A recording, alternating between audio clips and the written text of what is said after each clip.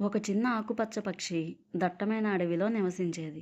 ఆ పక్షికి ఆ అడవిలోని చెట్లు, పువ్వులు, నదులు అంటే ఎంతో ఇష్టం. ప్రతిరోజు ఆ పక్షి ఉత్సాహంగా పాడుతూ, స్వేచ్ఛగా ఎగురుతూ గడిపేది.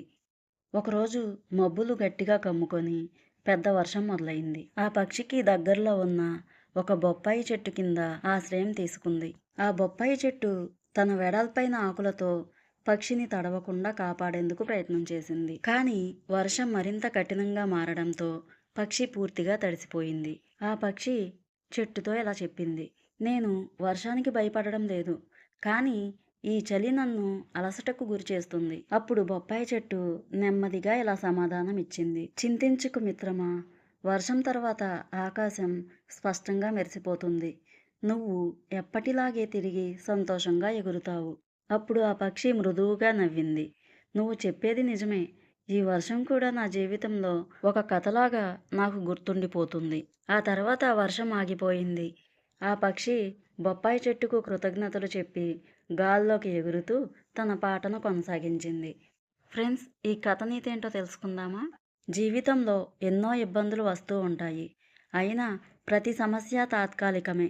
కష్టాలను అధిగమించిన తరువాత మనం మరింత బలంగా మారతాము. ఒక అడవిలో ఒక చిన్న బొప్పాయి చెట్టు ఉండేది. అది అతి చిన్నదిగా పెరిగింది.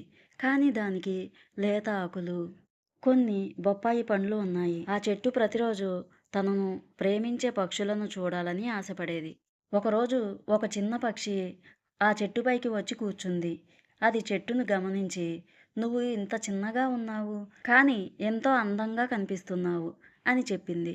ఆ బొప్పాయి చెట్టు ఆనందంతో ఉప్పొంగింది. పక్షి ప్రతిరోజు బొప్పాయి చెట్టును చూడడానికి వచ్చేది. పక్షి ఆ చెట్టుపైన కూర్చొని పాటలు పాడేది. ఆ చెట్టు సంతోషంగా పాటలు వింటూ గడిపేది. ఆ రోజులు ఇలా గడుస్తున్నప్పుడు ఒకరోజు పెద్దదిగా వర్షం పడింది.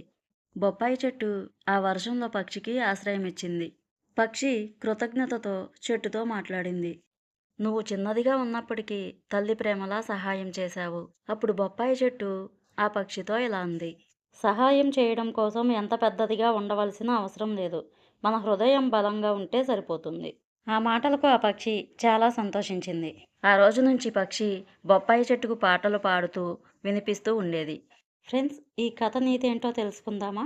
ఈ కథ చిన్నవారికి కూడా సహాయం చేసే శక్తి ఉందని, మన హృదయం నిజాయితీగా ఉంటే మనం గొప్పగా మారగలమని నేర్పుతుంది. ఫ్రెండ్స్, ఇలాంటి మరిన్ని స్టోరీస్ కావాలంటే మన ఛానల్ని సబ్స్క్రైబ్ చేయండి, షేర్ చేయండి, లైక్ చేయండి. మరొక మంచి స్టోరీతో రేపు వచ్చేస్తాను. బాయ్.